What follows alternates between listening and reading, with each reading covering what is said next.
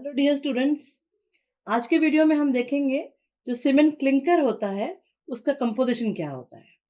नौ पिछले वीडियो में हमने देखा था कि रॉ मटेरियल के क्या रेशियोज होते हैं, उनके फंक्शंस क्या होते हैं। तो इसमें देखेंगे कि हम जब हम सीमेंट को बर्न करते हैं और उसके बाद सीमेंट क्लिंकर फॉर्म होता है तो उस क्लिंकर के कॉन्स्टिट्यूएंट्स क्या हो जाते हैं, बर्निंग प्रोसेस में क्या क्या कंपाउंड्स फॉर्म होते हैं, उनके बारे में हम पढ़ेंगे। अब यहाँ पर जो है जो कंपाउंड्स फॉर्म हो रहे हैं, इनकी प्रॉपर्टी होती है सेटिंग की और हार्डनिंग की। अगर ये वाटर के प्रेजेंस में आ जाते हैं, वाटर से रिएक्शन करने लगते हैं तब। तो इन कंपाउंड्स का एक बोग नाम के साइंटिस्ट थे, उनके नाम पर ही ये रखा गया, इनका नाम बोग कंपाउंड्स रखा गया। तो प्रैक्टिकली ये 4 कंपाउंड्स होते हैं जो सीमेंट की सेटिंग और हार्डनिंग में रोल प्ले करते हैं। तो इन कंपाउंड्स के बारे में आगे पढ़े, इसके पहले हम ये भी जान लें कि इनके दूसरे नाम भी हैं जो ली चैटलियर और टॉनबॉम ने रखे थे।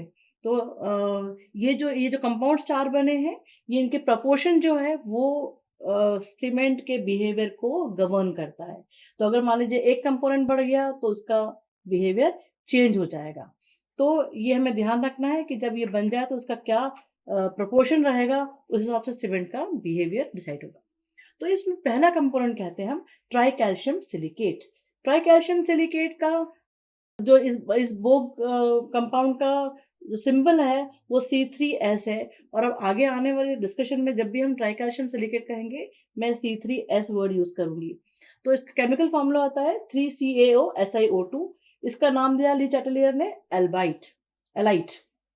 ऐसे ही डाइकैल्शियम सिलिकेट, जिसमें 2 कैल्शियम ऑक्साइड होता है और 1 सिलिकॉन ऑक्साइड होता है, बेलाइट नाम है इसका, और इसका सिंबल रहता है C2S।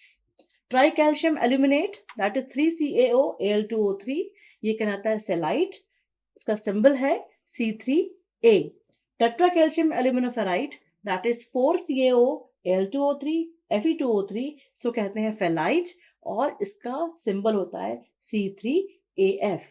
तो अब जब हम सारे रॉ मटेरियल्स को बर्न करते हैं तो सीमेंट क्लिंकर में इन दो कंपाउंड्स का फॉर्मेशन होता है।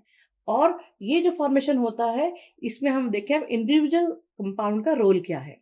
तो पहला कंपाउंड लेते हैं हम C3S that is try calcium silicate. अब ये जो है ये बेस्ट सीमेंटिंग मटेरियल का, इसका सीमेंट के पार्ट में बेस्ट सीमेंटिंग मटेरियल होता है, और ये जो है वेल बर्न सीमेंट में पाया जाता है। अब इसमें यूजुअली जो टोटल सीमेंट देखें तो उसका 20 से 25% 50% तक का जो है उसमें C3S का हिस्सा रहता है। और जब ये रहता है तो इससे क्लिंकर को हम इजीली ग्राइंड कर पाते हैं।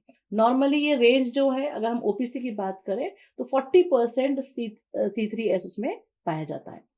अगर ये C3S है उसमें, तो ये जो फ्रीजिंग और थॉइंग की प्रॉपर्टी है कंक्रीट की, सीमेंट की, उसको रेजिस्ट करेगी और बहुत जल्दी हाइड्रेट हो जाएगी। और हाइड्रेट होते समय हाई एनर्जी इवॉल्व होगी, और इसके रहने से अर्ली हार्डनेस और स्ट्रेंथ डेवलप होता है। लेकिन अगर आपने C3S का कंटेंट बढ़ा दिया स्पेसिफाइड लिमिट से, तो हाइड्रेशन, हीट ऑफ हाइड्रेशन जो है वो, और सॉल्युबिलिटी ऑफ सीमेंट वाटर में जो है वो बढ़ जाती है। तो हाइड्रोलिसिस बढ़ जाएगा, तो यहाँ पर डायरेक्टली उसकी 7 डेज की स्ट्रेंथ पर इफेक्ट पड़ेगा, और क्योंकि ये 7 डेज की स्ट्रेंथ और हार्डनेस के लिए रिस्पॉन्सिबल होता है। तो जब C3S का हाइड्रोलिसिस होता है और जो जेल फॉर्म में डेवलप होता है, तो यही जेल आगे जाके अर्ली स्ट्रेंथ सीमेंट का कॉज होता है। दूसरा कंपोनेंट हमारे पास है C2S डाई कैल्शियम सिलिकेट। ये अप्रोक्सीमेटली 25 से 40% की रेंज में रहता है। ओपीसी में 32% के आसपास मिलता है। ये जब हाइड्रेट होता है तो धीरे धीरे हार्डनिंग होती है इसमें, और लॉन्ग टाइम लगता है इसको स्ट्रेंथ गेन करने में, लगभग 1 महीने से लेकर 1 साल तक। तो ये अपना जो है इसकी प्रॉपर्टी होती है कि ये केमिकल रेजिस्टेंस को बहुत अच्छे से फेस कर सकता है। तो सीमेंट को ये केमिकल रेजिस्टेंस देता है।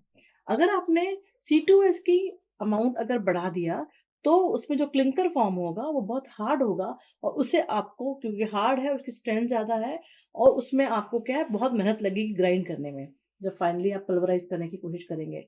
और इसमें क्या होता है कि रेजिस्टेंस ऑफ फ्रीजिंग और थॉइंग जो आपका रिजल्टेंट मटेरियल है उसको भी रिड्यूस कर देता है, उसके पावर को। अर्ली एजेस में, और हीट ऑफ हाइड्रेशन को भी डिक्रीज कर देता है। तो जहां आपको हीट ऑफ हाइड्रेशन नहीं चाहिए, कम हीट ऑफ हाइड्रेशन चाहिए सीमेंट में, वहां आप C2H का प्रोपोर्शन बढ़ा सकते हैं।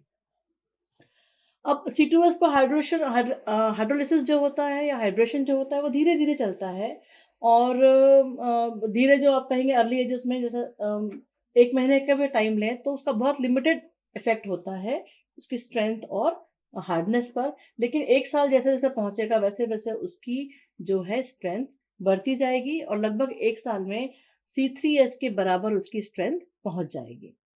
नेक्स्ट कंपोनेंट है ट्राई कैल्शियम एल्यूमिनेट C3A। इसका रेशियो रेंज करता है 5 to 11% के बीच में किसी भी एक सीमेंट के कंपोजिशन में, और ये यूजुअली 10.5% के रेंज में हम इसको यूज करते हैं OPC में। तो अब ये जो है ये बहुत जल्दी रिएक्ट करता है वाटर के साथ में, और ये फ्लैश सेटिंग करता है। अगर ये फाइनली ग्राउंडेड क्लिंकर अगर है सीमेंट के फॉर्म में, तो इसमें क्या करेगा, ये बहुत फ्लैश सेटिंग कर देगा, रैपिडली इसमें हार्डनिंग हो जाएगी, सेटिंग हो जाएगी। तो इसको अगर इसका हमें इसको रेगुलेट करना है, तो हम क्या करते हैं, इसके रैपिड एक्शन को अगर कंट्रोल करना चाहते हैं, तो हम 2 से 3% तक जिप्सम ग्राइंडिंग के समय डाल देते हैं सीमेंट में, तो वो उसके साथ प्रेजेंट रहता है और वो कंट्रोल करता है उसकी फ्लैश सेटिंग को। ये जो है initial setting of time, initial set जो होता है सीमेंट का, उसके लिए रिस्पॉन्सिबल होता है, और इसमें एकदम से बहुत हाई हीट ऑफ हाइड्रेशन निकलती है, और ये बहुत चांसेस हैं कि जब एकदम से हीट ऑफ हाइड्रेशन निकले तो इसमें वॉल्यूम चेंजेस टेक प्लेस करें, और ये स्ट्रक्चर में या कंक्रीट या सीमेंट जो भी बना रहे हैं उससे हम उसमें क्रैक्स कॉज कर सकता है। तो अगर आपने C3A का कंटेंट रेज कर दिया तो वो सेटिंग टाइम को रिड्यूस कर देगा, और सल्फेट अटैक के को थोड़ा सा रेजिस्टेंस देगा, मतलब वीकेंड कर देगा। अगर सल्फेट अटैक की प्रॉपर्टी है तो वो लोअर डाउन हो जाएगी, और अल्टीमेट स्ट्रेंथ भी इसको इसके बढ़ने से कम होती है। तो जब ये हार्ड हो रहा है उस समय इसकी हीट ऑफ हाइड्रेशन ज़्यादा रहती है, और फिर कॉन्ट्रैक्शन होगा, इसलिए इसमें क्रैक्स पड़ने की संभावना ज़्यादा रहती है। जो फोर्थ कंपोनेंट है that is C4AF, that is calcium aluminate ferrite. ये जो होता है टेट्रा कैल्शियम एल्यूमिनेट फेराइट, ये जो होता है ये 8 से 14% के बीच में रेंज करता है, और नॉर्मली 9% इसकी वैल्यू रखी जाती है।